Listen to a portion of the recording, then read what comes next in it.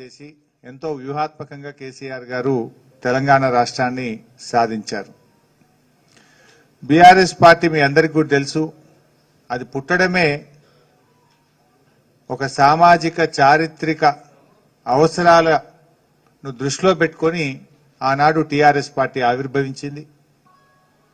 ఎందుకంటే తెలంగాణ రాష్ట్రం ఏర్పడాల్సిన ఆవశ్యకత ఆ రోజు ఉండే.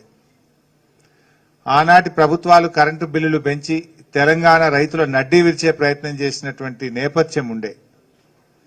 వాటన్నిటినీ దృష్టిలో పెట్టుకొని కేసీఆర్ గారు ఆ రోజు తెలంగాణ ఉద్యమాన్ని ప్రారంభించి 14 ఏళ్లు అవిశ్రాంతమైనటువంటి పోరాటాన్ని కొనసాగించి ప్రాణత్యాగానికి సైతం సిద్ధపడి తెలంగాణ రాష్ట్రాన్ని సాధించినటువంటి చరిత్ర కేసీఆర్ గారిది, బీఆర్ఎస్ పార్టీది.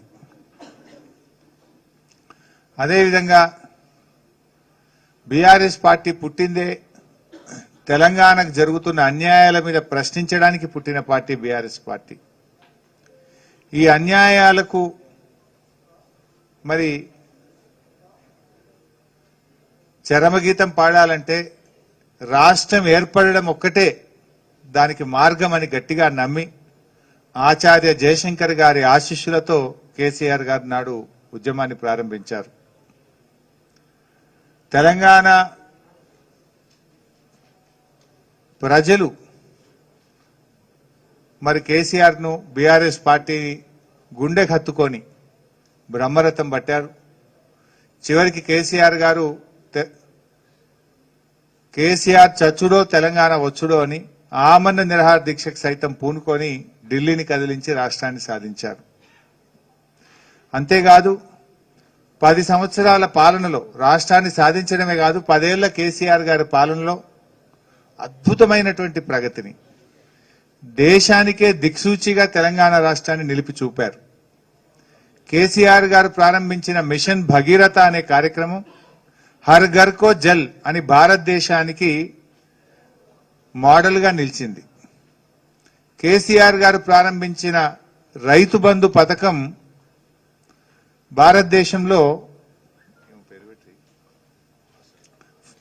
పిఎం ఫసల్ బీమా యోజన పథకానికి కదా, దాని పేరేంది, కిసాన్, పిఎం కిసాన్ పథకానికి, అంటే రైతు బంధు పథకం పిఎం కిసాన్ పథకానికి మార్గదర్శిగా నిలిచింది. అట్లే మిషన్ కాకతీయ చెరువుల పునరుద్ధరణను కూడా కేంద్ర ప్రభుత్వం, వివిధ రాష్ట్రాలు మార్గదర్శకంగా తీసుకున్నాయి. అట్లా ఒక్క కార్యక్రమం కాదు, ఎన్నో అద్భుతమైన కార్యక్రమాలు నిర్వహించి దేశంలోనే అత్యధిక వరి ధాన్యం ఉత్పత్తి చేసే రాష్ట్రంగా తెలంగాణను నిలిపారు కేసీఆర్ గారు.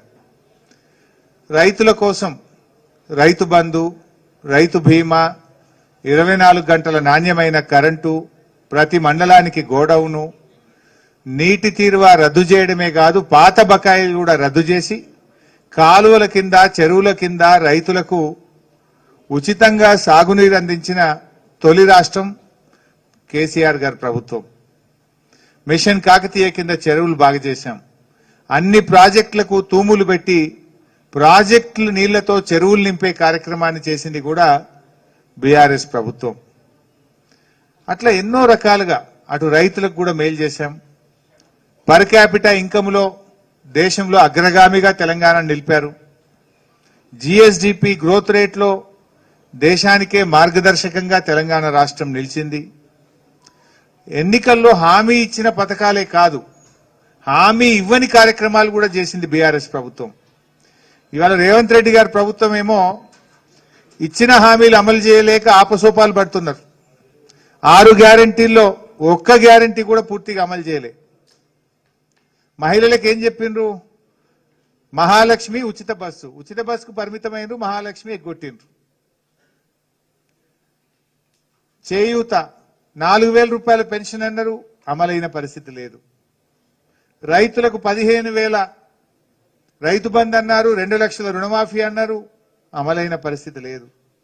పేదలకు ఇండ్లు అన్నారు, 15 నెలలైనా 15 ఇండ్లు కూడా కాంగ్రెస్ ప్రభుత్వం కట్టలేకపోయింది.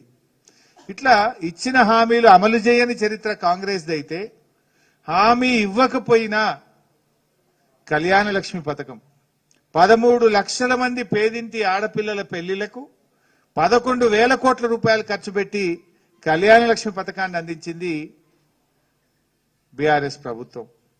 రైతు బంధు, రైతు బీమా, అదేవిధంగా ఉచిత చేప పిల్లల పంపిణీ, ఉచితంగా గొర్రెల పంపిణీ, కేసీఆర్ కిట్టు, న్యూట్రిషన్ కిట్టు, కంటి వెలుగులు, అమ్మ ఒడి, విద్యార్థులకు సన్న బియ్యంతో కడుపు నిండా అన్నం పెట్టే కార్యక్రమం, సంచార పశు వైద్య